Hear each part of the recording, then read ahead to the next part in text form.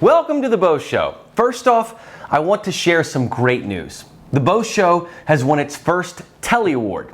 If you read the Epoch Times, you probably saw an article about this great news, but my statuette was finally delivered, so I wanted to show it to you.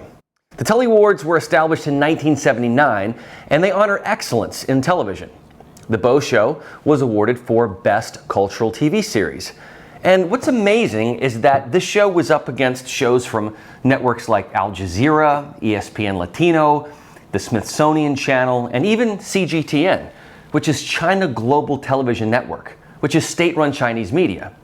Remember that Chinese state-run media is a propaganda arm of the regime. So I found it almost shocking that my show could win alongside such a network, but it did.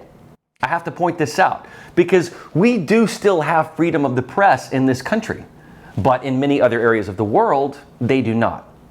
I want to thank my team sincerely in New York, starting with Joe Wang, head of NTD Television, as well as Epoch and NTD CEO John Tong, and my producers, especially Cindy Liu. My editors are top-notch and they're just so talented, and they understand my vision. So while this was a win for me personally, I couldn't do it without my team in New York. And NTD TV is a relatively new network and it's sister media of the Epoch Times, and we work hand in hand. So congrats to all who work on this show, and this really is a beautiful, beautiful trophy. Now let's get down to business. The January 6th show trial, and that's exactly what it is, a show trial. This is not Watergate, this is not Whitewater, this is not McCarthy, this is multi-layered. But in the end, the goal of the Democrats is twofold. One is to get people to think Donald Trump violated the Constitution to overthrow a fair and free election. The other aim is to keep you distracted with this trial so that it will keep focus off of Joe Biden and Democrats' failure to lead, which has resulted in inflation and a disastrous economy. It's their only hope because they sense a butt whipping in the midterms. And they know Trump is not gone. He's making a comeback and holding rallies now. They figure they have to put a bad taste in your mouth, and if they can show you that he violated his oath of office, maybe you'll think twice before voting for him in 2024, should he run. It's important to note the purpose of this, the same way it was important to know the purpose of the Russia hoax trial that was presided over by Adam Shifty Schiff. We know now that the Democrats did not have a scintilla of evidence of Russian collusion with then-candidate Donald Trump. But the endless investigation was designed to keep Trump in the hot seat his entire presidency. Now, if we know that they are willing to spend taxpayer money on one sham investigation, why would we expect that they would refrain from a second? Investigations are important, and I think we need to revisit that here. Because, you see, Democrats think that it is crucially important that they investigate Russian collusion, and now January 6th. But they do not think it is important that they investigate any sort of election fraud. They are happy to look into Russian interference, but they refuse to look at domestic interference. They have overlooked any possible tomfoolery at home because they have said over and over and over again that the 2020 election was the safest and securest ever, even though secretaries of state changed the rules at the last minute without their legislature's approval, such as in Pennsylvania. Congressional Democrats do not think that that is worth an investigation. What they want to show is that Donald Trump was defeated by Joe Biden and that he was so ticked off and so apoplectic that he commanded the Department of Justice to go do his political bidding and declare the election fraudulent in a sort of coup so that he could remain in power. They want to show that the president wanted the DOJ to be his loyal political attack dog, not the independent branch they are sworn to be. This committee is chaired by Benny Thompson, and they selected Republicans Liz Cheney and Adam Kinzinger to be the only two Republicans on it. Bear in mind that Cheney and Kinzinger are adamant anti-Trumpers. They were chosen very carefully because Democrats knew that they had strange bedfellows in Cheney and Kinzinger. Cheney is a Cheney. She is part of the elite Bush crowd that hates Trump. Kinzinger wants to be a right fighter, part of an establishment that drinks its own Kool-Aid to maintain the status quo. But he will guise it in words like patriotism and duty and the Republic. So I think it's important to understand the terms and the players, because if they had chosen any Republican on this committee other than Kinzinger and Cheney, you would see a less biased approach. In fact, this select committee should be balanced 50-50, but it's not. This committee made Liz Cheney a vice chair because she has been one of the most vocal anti-Trump Republicans in D.C. Now let's listen to the chairman, Benny Thompson's opening statement. We swore an oath to defend the Constitution against all enemies, foreign and domestic. The words of the current oath taken by all of us, that nearly every United States government employee takes, have their roots in the Civil War. Throughout our history, the United States has fought against foreign enemies to preserve our democracy, electoral system, and country. When the United States Capitol was stormed and burned in 1814, foreign enemies were responsible. Afterward, in 1862, when American citizens had taken up arms against this country, Congress adopted a new oath to help make sure no person who had supported the rebellion could hold a position of public trust. Therefore, Congresspersons and United States federal government employees were required for the first time to swear an oath to defend the Constitution against all enemies, foreign and domestic. That oath was put to test on January 6, 2021.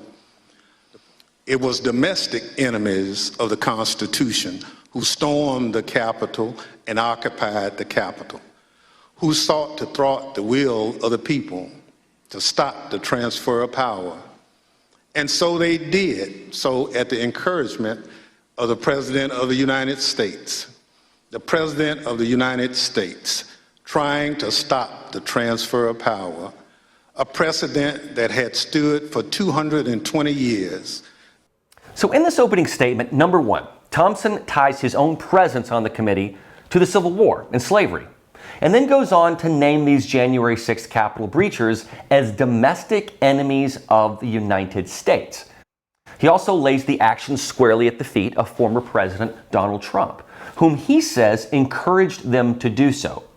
Thompson dials up Honest Abe Lincoln and talks about his courage and admission of defeat if he lost his reelection. Thompson goes on to say this. Donald Trump lost the presidential election in 2020. The American people voted him out of office. It was not because of a rigged system. It was not because of voter fraud. Don't believe me? Hear what his former Attorney General had to say about it. I warn those who watching that this contains strong language. First and foremost, Thompson is not the strongest teleprompter reader. I'm a little shocked that a member of Congress, let alone a chairman, can stumble like this. But what he says is important. He says that it is not opinion but fact that there was no voter fraud or rigging in 2020. But Thompson does not know this with certainty. He accuses Trump of doing the same thing he is doing, which is saying something over and over again and just hoping that it's true. If Thompson had seen Dinesh D'Souza's recent documentary, 2000 Mules, he would see evidence of 2,000 felonies of voter fraud. How can this chairman say such a thing when the video evidence is there? Now, we can debate whether the outcome would have changed, and indeed, it very well may have. But you cannot sit on a committee analyzing January 6th and say that there was zero fraud or rigging. We have states that have no voter ID laws. We have all kinds of irregularities. And the 2020 election happened essentially as a vote by mail election, the most rife for fraud. So Thompson begins this hearing with an unproven and illegitimate claim, when he's laying the very same logic behind such a claim at the feet of the president, whom he believes is a traitor for trying to overturn the election.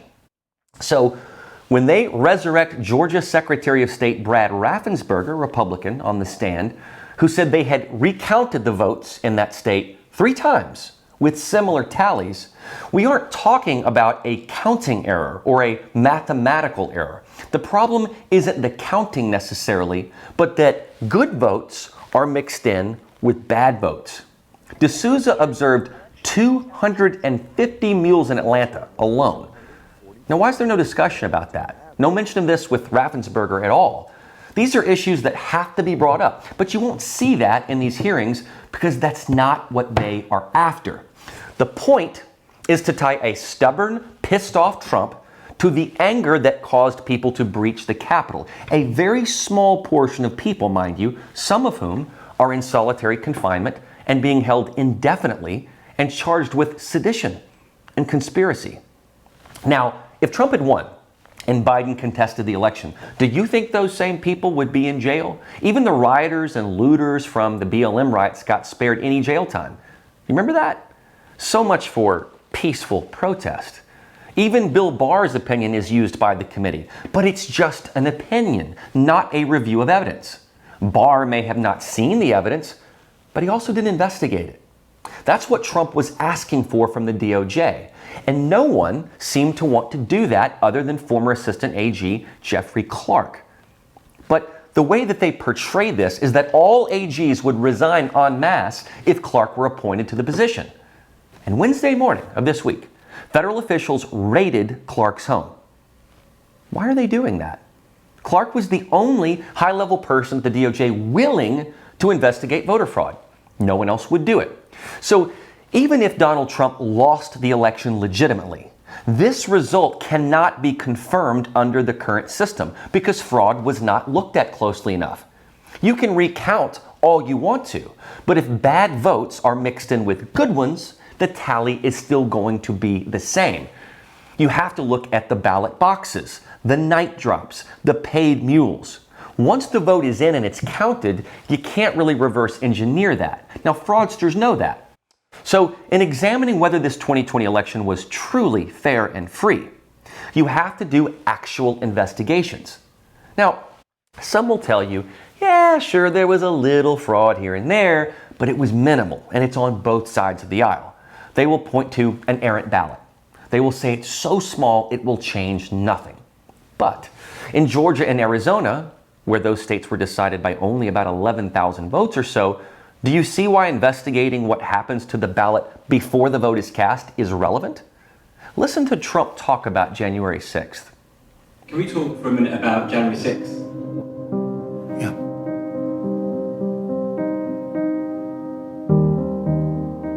Well, it was a sad day, but it was a day where there was great anger in our country. People went to Washington primarily because they were angry with an election that they think was rigged. A very small portion, as you know, went down to the Capitol, and then a very small portion of them went in. But I will tell you, they were angry from the standpoint of what happened in the election, because they're smart and they see and they saw what happened. And I believe that that was a big part of what happened on January 6th. It is true that Trump instilled great doubt and skepticism in his supporters because he felt in his bones he did not lose. And if you look at common sense and just his rallies and the enthusiasm, you would think, how did he lose?